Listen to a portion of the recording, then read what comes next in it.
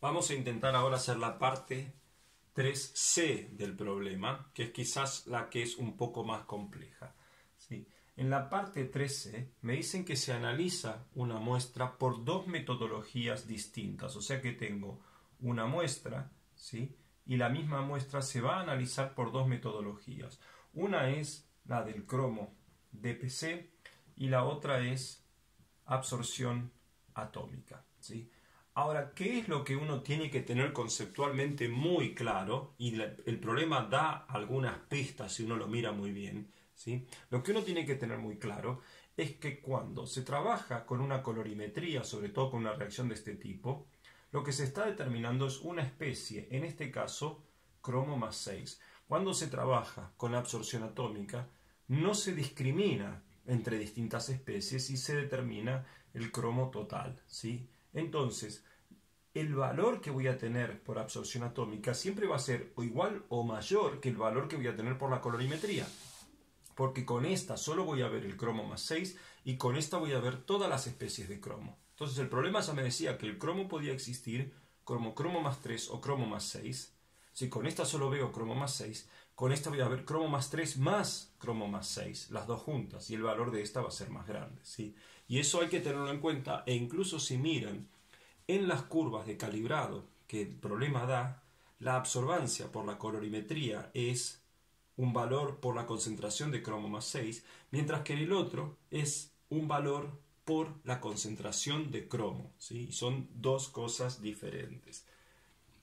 Entonces, aquí hay una primera parte que es calcular las concentraciones por los dos métodos. Y esto es bastante simple porque me dan la absorbancia para una muestra. Entonces, por ejemplo, en el primer caso, la absorbancia yo sé que es lo que dice la curva de calibrado, 5,38 por 10 a la 4, perdón, ¿sí?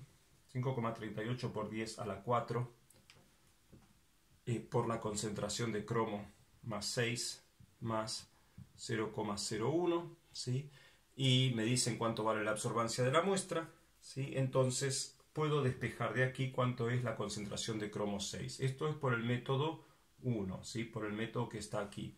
El método de la absorción atómica, la absorbancia que obtengo es 3,8 por 10 a la 3, perdón, no 10 a la menos 3, por 10 a la 3, por la concentración de cromo, dice, no dice de cromo más 6, sino de cromo, es decir, cromo total, más 0,002.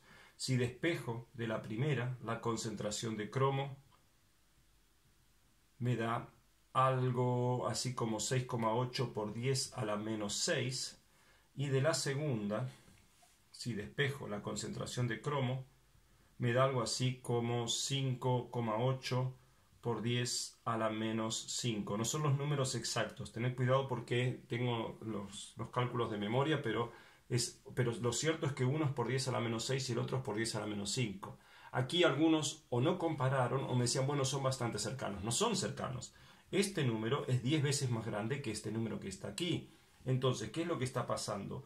Que la concentración de cromo que yo mido por absorción atómica es bastante mayor que la concentración de cromo que yo mido, que es cromo más 6, por UV visible. ¿Y por qué es esto? Porque la concentración por absorción atómica me da el cromo total, mientras que esta concentración me da solo el cromo más 6. Muy pocos se dieron cuenta de esto, que no es un detalle, porque es una cosa muy importante y muy conceptual.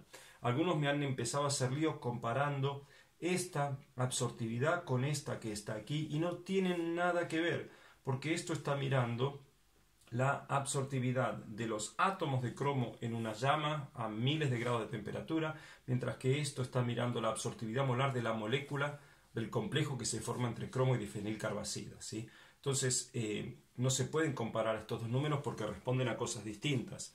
Lo que sí se puede saber es que cuando miro cromo colorimétricamente estoy mirando una de las especies, y cuando lo miro por absorción atómica, cuando lo miro por absorción atómica estoy mirando el cromo total, y cuando lo miro por colorimetría estoy mirando solo una de las especies. Y esta era la razón por la cual existían diferencias, ¿sí? Luego tenemos que ir a la segunda pregunta, ¿sí? y me dice que a partir de la curva de calibrado, esta es la parte I, y me dice a partir de la curva de calibrado, calcular la absortividad molar, ¿sí? ¿Cuál es el épsilon experimental? ¿Sí? Y compararlo con el épsilon de tablas, ¿sí? Con el épsilon esperado.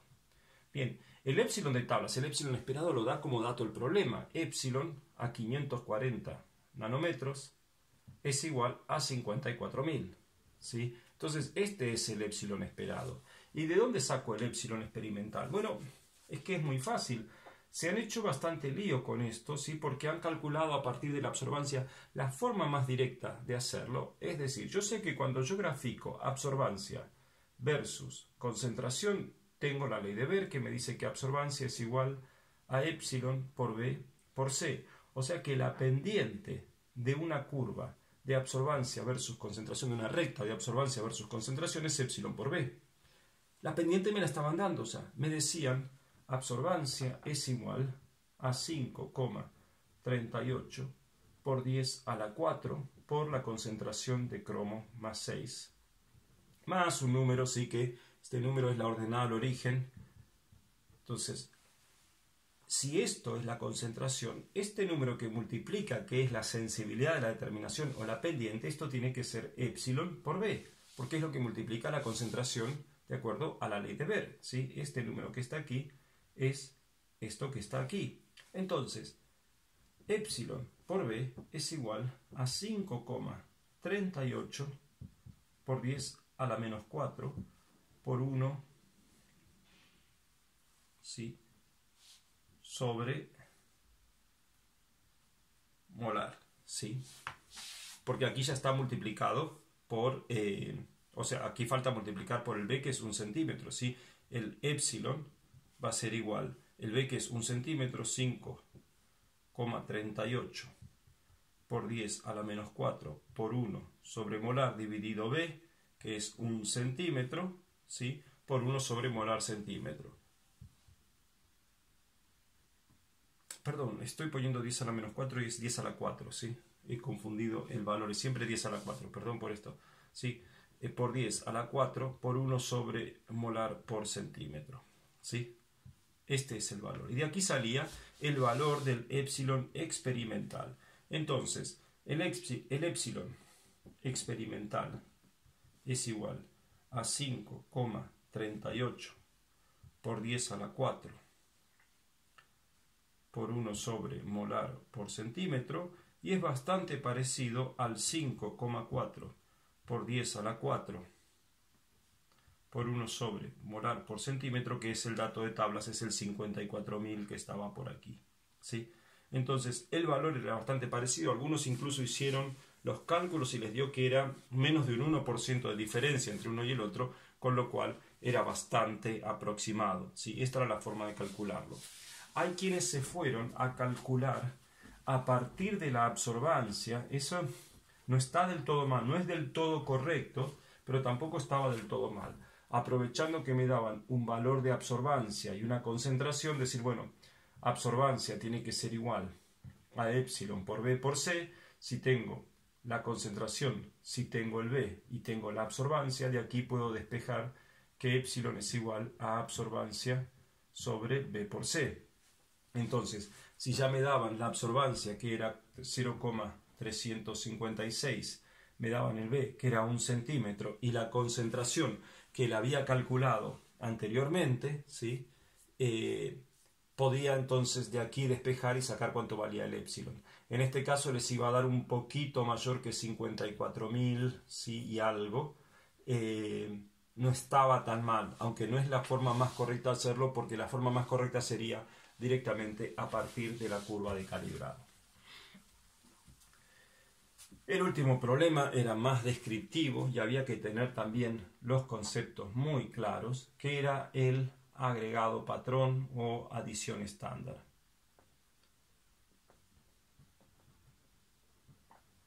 Adición estándar, ¿sí? Y en este caso, lo que había que explicar era, bueno, primero, ¿cómo se hacía? ¿Sí? la metodología. ¿Cómo se trabaja? Se agregan, ¿no?, los estándares y tengo mis matraces y voy agregando un volumen similar, ¿sí?, en cada uno de estos matraces. Voy a agregar parte de mi muestra, ¿sí?, voy a agregar el analito en cantidades crecientes, voy a hacer una curva de calibrado con estos estándares que no va a pasar por cero y voy a calcular la concentración a partir de esta medida, en donde la concentración que estoy buscando es igual a menos B0 sobre B1, el módulo de todo esto, o sea, sin importar el signo, ¿sí? Entonces, esto es la metodología del cómo. Y la otra parte que me preguntaban era un poco el por qué o cómo hacía para darme cuenta, ¿sí? El por qué es porque hay efecto de la matriz, ¿sí? Y el efecto matriz quiere decir que hay componentes en la muestra que van a deprimir mi sensibilidad, y si esta es mi sensibilidad en agua, esta será mi sensibilidad en la muestra real, ¿sí? Y esta caída de la sensibilidad producida por estos compuestos o por estas sustancias que están en la muestra es lo que me obliga a tener que usar el agregado patrón. Entonces, ¿cómo sé cuándo lo tengo que utilizar? Bueno, cuando detecto que la pendiente por estos componentes está cayendo, o sea, cuando detecto que la pendiente en mi muestra es distinta que la pendiente en agua o en un sistema puro, ahí es cuando tengo que utilizar el método del agregado patrón. Simplemente eso es lo que había que explicar un poco la mecánica, ¿sí?, y por qué lo tendría que haber utilizado. Y con esto se terminan todos los problemas.